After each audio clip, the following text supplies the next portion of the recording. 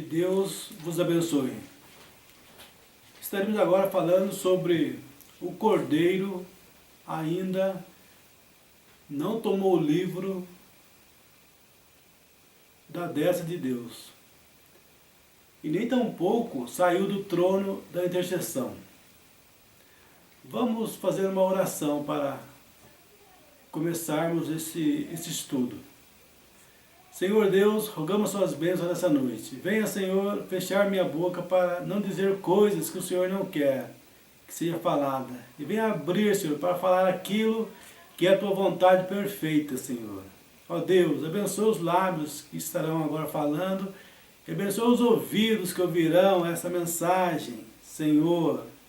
Rogamos as suas bênçãos, Senhor Deus, nesse momento, nessa mensagem, para que seja falada na sequência correta que o Senhor assim deseja. Não o que nós pensamos ou arquitetamos, Senhor, mas da maneira que o Senhor quer, ó Pai. Nós oramos em nome de Jesus Cristo. Amém. Estaremos lendo agora Apocalipse 5. E vi na destra do que estava sentado sobre o trono um livro, escrito por dentro e por fora, selado com 7 selos. Vi um anjo forte bradando com grande voz: quem é digno de abrir o livro e desatar os seus selos? E ninguém no céu, nem na terra, nem debaixo da terra, podia abrir o livro, nem olhar para ele. E eu chorava muito, porque ninguém fora achado digno de abrir o livro, nem de o ler, nem de olhar para ele.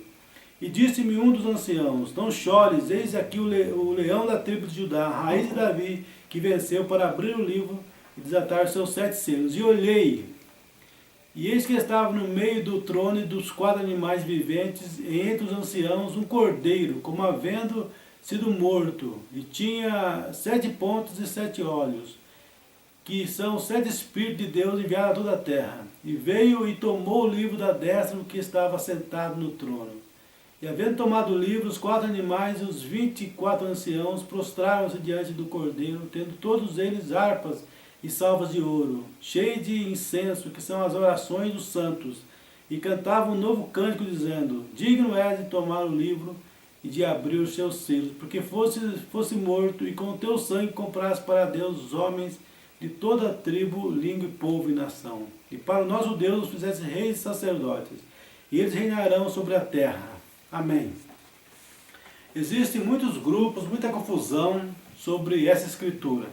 Muitas heresias, as quais afirmam que essa escritura já se cumpriu.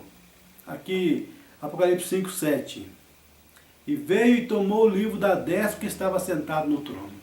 Então há muitas heresias que afirmam que o Cordeiro já saiu e tomou o livro da destra de Deus em 1963, quando os selos foram abertos e revelados ao irmão Branham. Existem vários grupos, várias heresias que ensinam isso, né? Que o livro já foi tomado da destra de Deus. Existem basicamente três linhas heréticas de ensinamento sobre isso. Três linhas. A primeira é a que ensina que o Cordeiro tomou o livro da destra de Deus em 1963 e deu esse livro para o 7º anjo, né? Então essa heresia ensina que em 1963 o Cordeiro saiu do trono, tomou o livro e deu para o 7º anjo revelá-lo, e o Cordeiro voltou e sentou no trono da intercessão novamente. Eles tomam como base para essa heresia a mensagem almas que estão em prisão agora mesmo. Em seu parágrafo 149.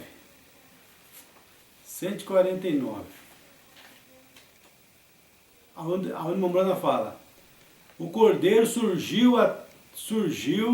foi até aquele que tinha o livro em sua destra e recebeu o livro, subiu no trono e se assentou. Isso mesmo, terminou. Quando? Quando os seus foram revelados, quando o último que era tudo que ele havia redimido, não havia nada. Então aqui fala que o Cordeiro surgiu, foi até aquele que tinha o livro em sua destra, recebeu o livro, subiu no trono e se assentou.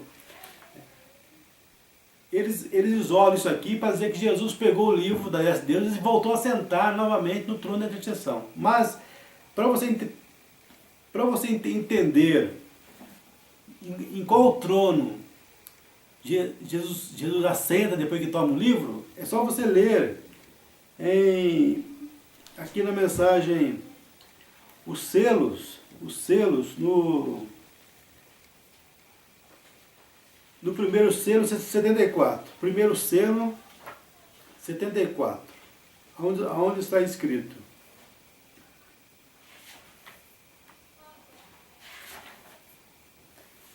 E isso me faz tremer. Espero que a igreja em verdade entenda isto. Isto é, vocês aqui a quem vou chamar noiva. Espero que entendam. A voz é um trovão. Agora, de onde veio a voz? Veio do trono de onde o Cordeiro acabava de sair como intercessor. Agora ele está presente para tomar sua posição com sua noiva. O trovão veio do meio do trono e saiu para fora. E o Cordeiro estava parado aqui fora. Ele havia saído do trono de seu pai para tomar seu próprio trono. Tá vendo? Então ele sai do trono do pai e se assenta no seu próprio trono. Porque sabemos que o filho não tem trono, né? Agora, nesse momento. Ele só vai ter trono quando ele vier como filho de Davi. Como filho de Deus, como filho do homem, ele está sentado no trono do Pai, intercessor, advogado, sacerdote. Ele havia saído do trono de seu pai para tomar seu próprio trono. Glória, amigos, não deixe escapar isto. Todos como cristãos sabemos que Deus jurou a Davi que levantaria a Cristo para assentar-se sobre o seu trono. Ele daria um reino eterno aqui sobre a terra. E o fez. Jesus disse, ao que vencer ao anticristo e todas as coisas do mundo, eu lhe darei que se assente comigo em meu trono, assim como eu tenho vencido e me tenho assentado com meu Pai em seu trono. Agora, algum dia que ainda está por diante, tá vendo?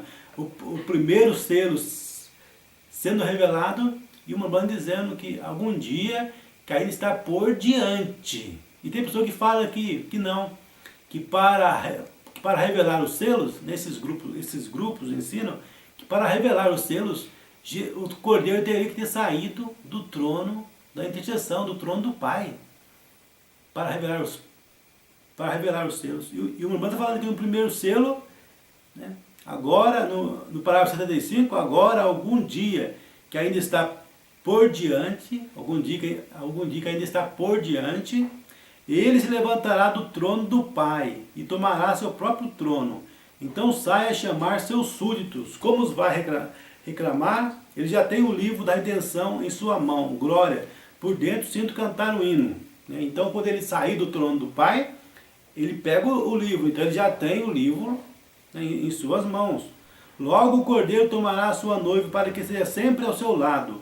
Todas as hostes celestiais verão isto. Será um panorama glorioso. Todos os santos vestidos de branco puro festejarão eternamente com Jesus.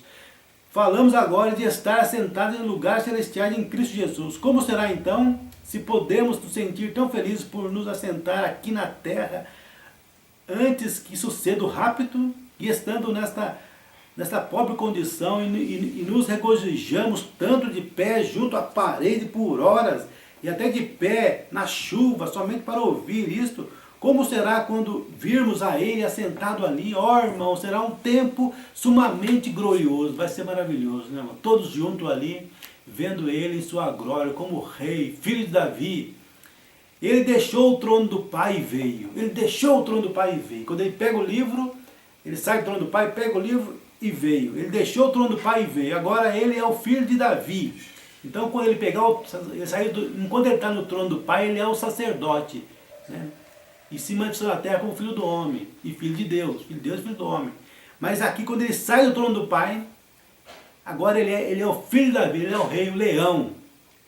Isso é o que Israel pensou que ele faria quando ele veio a primeira vez. Recordem da mulher Ciro Fenícia, a qual disse, Senhor, filho de Davi, e também o cego Bartimeu disse, filho de Davi. Jesus conhecia o plano, porém eles não o conheciam. É igual hoje também, o povo não sabe em que forma Jesus tem se manifestado nessa última era. Muitos pensam que ele manifestou como filho de Deus, mas a mamãe fala, não, não foi filho de Deus, foi filho do homem nessa última era. Mas as pessoas não conseguem, não reconhecem, não conseguem ver isso.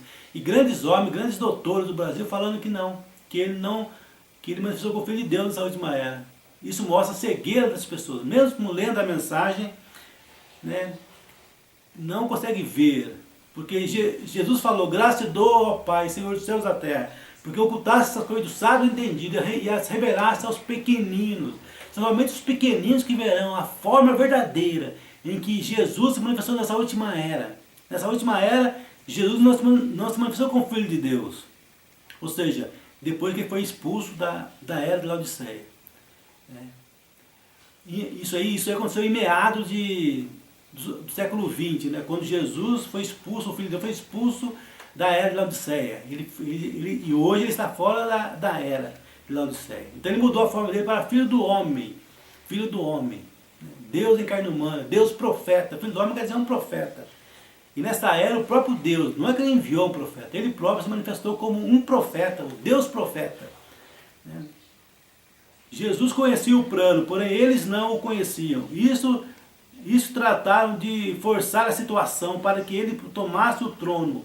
E até mesmo Pilatos lhe fez aquela pergunta, porém ele lhe disse, se o meu reino fosse deste mundo, então meus servidores pelejariam. Porém, meu reino é de cima. Também lhe disse, ensinando a orar, venha o teu reino, seja feita a tua vontade, assim no céu como na terra. Amém. Quão glorioso é isto. Ele então saiu do trono do Pai para tomar seu próprio trono. Ele agora vem de sua obra como intercessor para reclamar seu próprio trono e seus súditos redimidos. Por isso ele saiu do trono. Então foi quando aquele ser, como um leão, disse a João, vem e vê. Então vocês viram então que ele sai do trono, ele sai do trono do Pai e se assenta em seu próprio trono. Ou seja, ele sai do trono da misericórdia para sentar no trono do julgamento. É o que está aqui na pergunta e resposta, no parágrafo 42. Agora estamos no tempo do fim, e não resta muito tempo, quando o trono da misericórdia será o trono do juízo. Trono do juízo. E naquela própria mensagem, almas que estão em prisão agora, o Mombrano nos explica isso claramente no parágrafo 139. Né? Essa mensagem que o Mombrano estava pregando ela, né? Como ele fala, eu estou presumindo, isso está bem aqui no começo da mensagem, eu estou presumindo. No parágrafo 17 dessa mensagem ele fala, porém eu quero que vocês saibam que o que eu vou dizer é somente presumindo, e a palavra presumir significa aventurar sem autoridade. Então eu não digo que isso seja verdade, mas é só um pensamento que talvez eu expresse para vocês à medida que damos andamento para que vocês possam pesá-lo e ver o que vocês acham disto. E então isso será, naturalmente, isso será bíblico, porque eu não pregaria nada. Contudo, essa já é a hora. Tem isso chegado a esta hora, e tem essas coisas, querer dizer isto, eu oro com tudo que está em mim, que não seja, eu oro que isso não esteja correto, que não esteja na hora. Vai ser contudo, já chegou a esse tempo? Veja, é isso que me pergunto agora. Todo mundo entende completamente que eu não sei, eu não sabia se Cristo tinha saído do trono da misericórdia ou não. Mas ele teve aquele êxtase ali naquele shopping, que ele viu aquelas mulheres pintadas e balbuciando aquelas palavras, que ele viu no inferno quando ele era criança. Então ele veio e pregou. Será essa a terceira puxada? Será para isso, para pregar para as almas encarceradas que já estão condenadas? Cristo saiu do trono da misericórdia e sentou no trono do julgamento já? Será que acabou a misericórdia, Senhor? Então essa é a pergunta dele nessa mensagem. É por isso que ele fala que ele pegou o livro, saiu do trono e sentou no trono. Mas qual trono? Trono do juízo, trono do julgamento. É isso que essa mensagem é. Se você ler ela na sua casa, você verá isso, essa pergunta do irmão Brana, né? Que eu possa dizer isso, Deus. Deus o livre que isso que eu disse que seja agora, que eu possa entender isso. Todo mundo, Deus me livre, eu tenho filhos que não estão dentro, eu tenho 2 filhas e um filho, eu tenho irmãos, eu tenho minha gente que não está dentro. Deus nos livre que a graça tenha nos deixado, que tudo isso seja somente faz de conta. Resta graça, Senhor, deixa-me estar errado com respeito a isso, Senhor, deixa-me isso estar errado nesse momento, que eu não esteja certo, que as pessoas ainda possam ser salvas. Concede, Senhor. Eu oro e te entrego a audiência no nome de Jesus Cristo. Então era uma indagação dele, né? Essa mensagem foi uma indagação dele. Será que é isso, né? Né, o parágrafo 300, né? Ouça, todos aqueles que rejeitaram a mensagem da hora, antes da condenação, o evangelho foi pregado aos condenados, primeiro, antes que eles fossem sem misericórdia. Noé fechou, foi um testemunho, Deus fechou a porta depois de sua terceira puxada, depois da terceira puxada em Sodoma. E aqui ele segue, né? Falando, será que isso é a terceira puxada? Será que é isso a terceira puxada? No parágrafo 242 ele fala, 242. Agora eu me pergunto, se poderia ser a terceira puxada. Ó Deus, que isto esteja longe de mim. É para isso que é a terceira puxada? Poderia ser isso? Ó que coisa. Pense nisso, amigos. Pense nisso. Eu não gosto de pensar. Será isso a terceira puxada? Né? Isso aqui ele pregou em 10 de novembro de 63. Né? 63. Então essa indagação dele veio nesse tempo aqui. Né? Será que é isso a terceira puxada? Será que é para pregar para as almas em prisão? Porém, isso aqui não teve continuidade. Nós vemos na mensagem os ungidos, né, dos últimos dias, o Mombrano ensinando ali. Né? A terceira puxada foi a revelação dos 7 selos. Consumou, acabou. Então, nunca mais ele voltou a dizer que a terceira puxada seria pregar para as almas encarceradas. Não é. O Mombrano falou na mensagem, também na mensagem...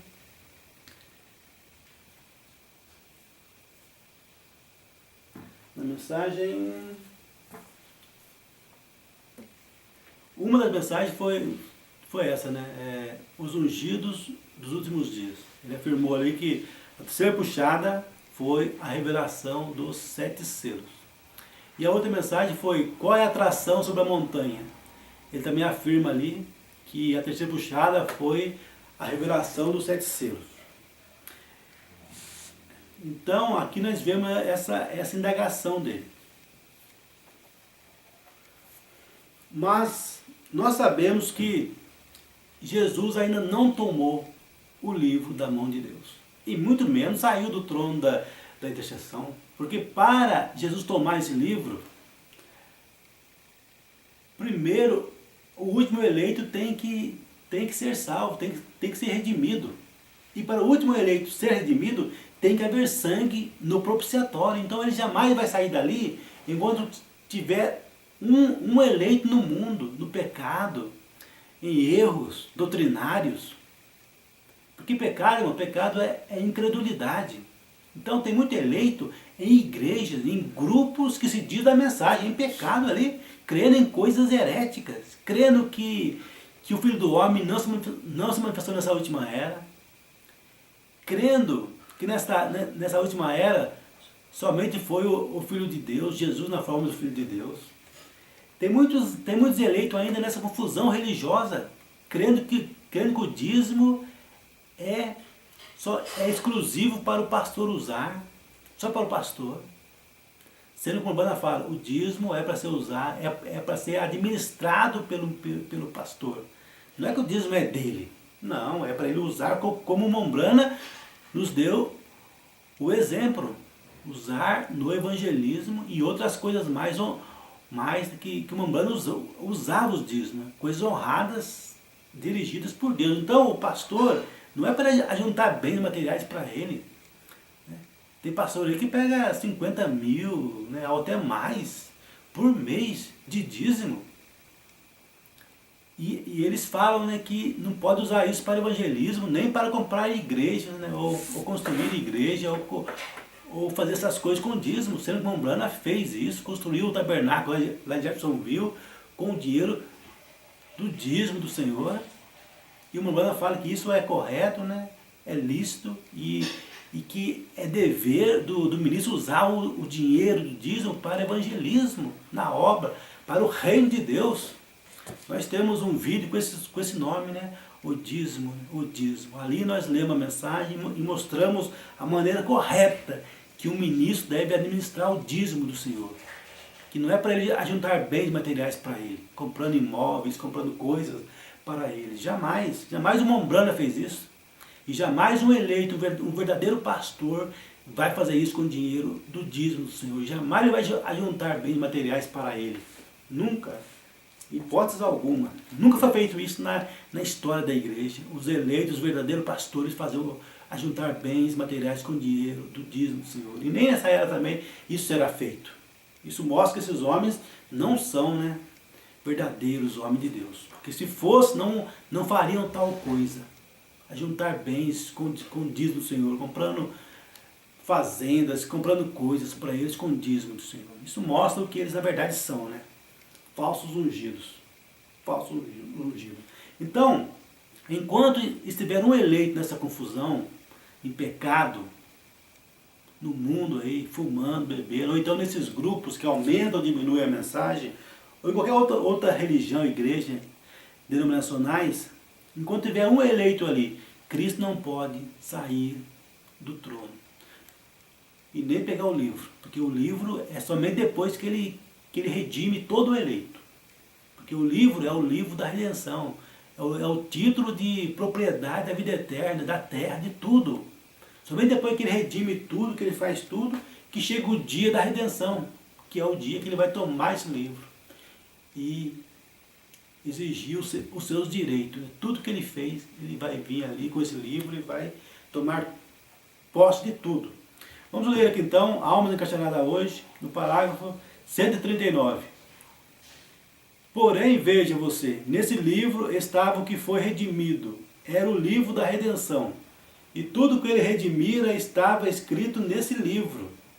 Tudo pelo que ele morreu estava escrito no livro. E ele não poderia deixar o seu assento mediador até que ele tivesse completamente redimido. Ele não pode deixar esse assento mediador até que ele tenha redimido completamente tudo.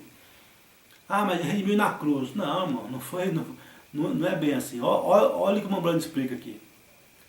E ele não poderia redimir na cruz, tá vendo? Ele não poderia redimir na cruz, não foi lá. Ele não poderia redimir na cruz. É o profeta que está ensinando. No parágrafo 139 dessa mensagem. Porque eles estavam predestinados no livro da vida do Cordeiro. E ele tinha de ficar ali para fazer intercessões até que a última pessoa estivesse terminada. Glória. Agora no parágrafo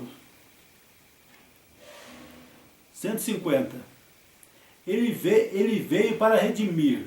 Ora, por que ele não os redimiu há 40 anos atrás? Há 2000 anos atrás? Por quê? Porque não tinha como. Tinha que eles nascer na terra primeiro. Como nós fala na mensagem, o intervalo, né? Primeiro a pessoa tem que nascer. O eleito tem que nascer primeiro, para depois ser redimido pelo sangue.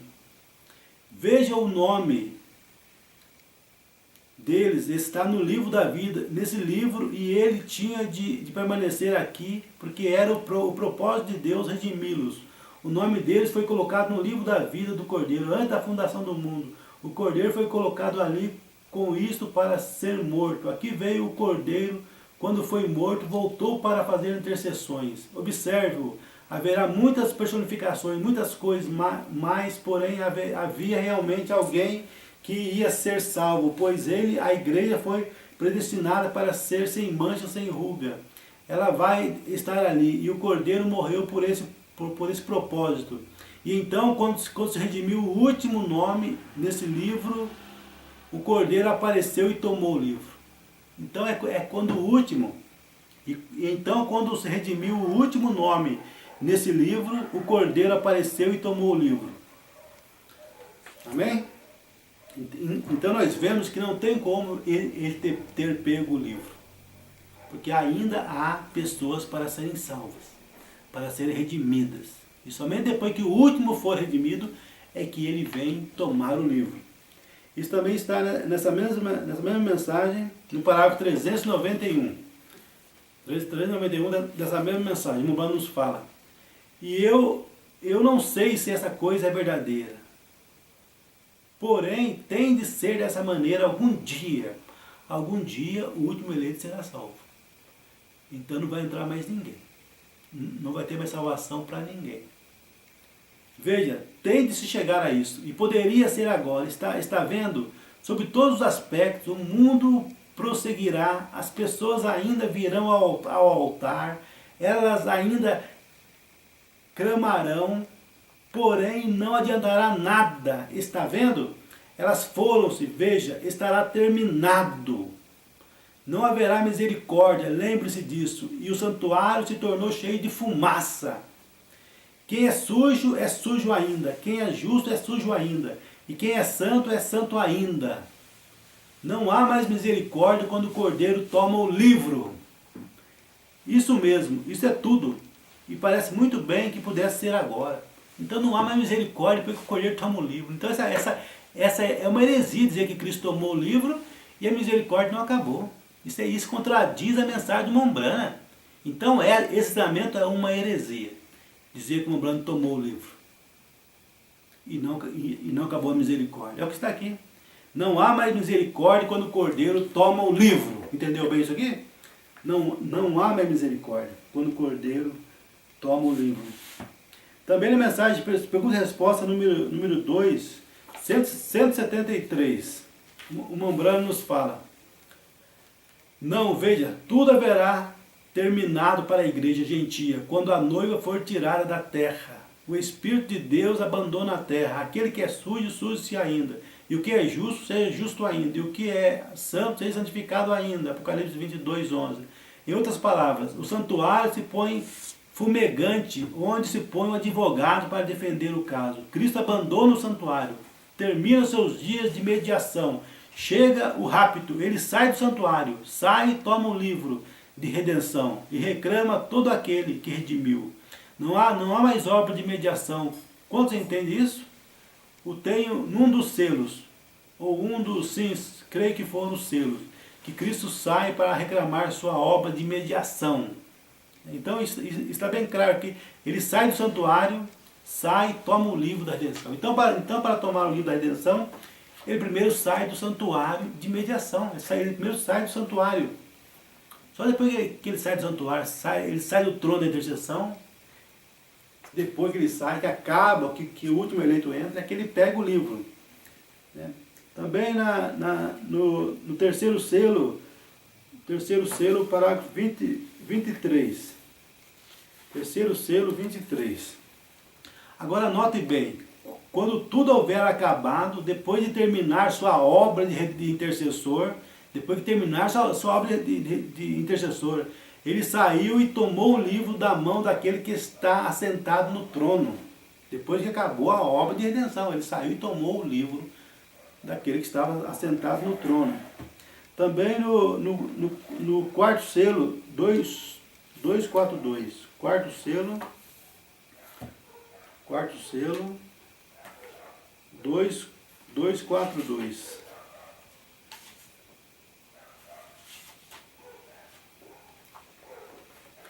Eu creio com todo o meu coração que ainda há entrada no trono. Está vendo? No quarto selo, o Mombrana fala que há entrada no trono. Como que ele pegou o livro então? Eu creio com todo o meu coração que ainda há entrada no trono e que ainda está sentado ali sobre o trono de Deus. Jesus está ali sentado no trono de Deus. No quarto selo, vou falando isso. Porém, já muito logo se levantará e virá para reclamar o que tem redimido.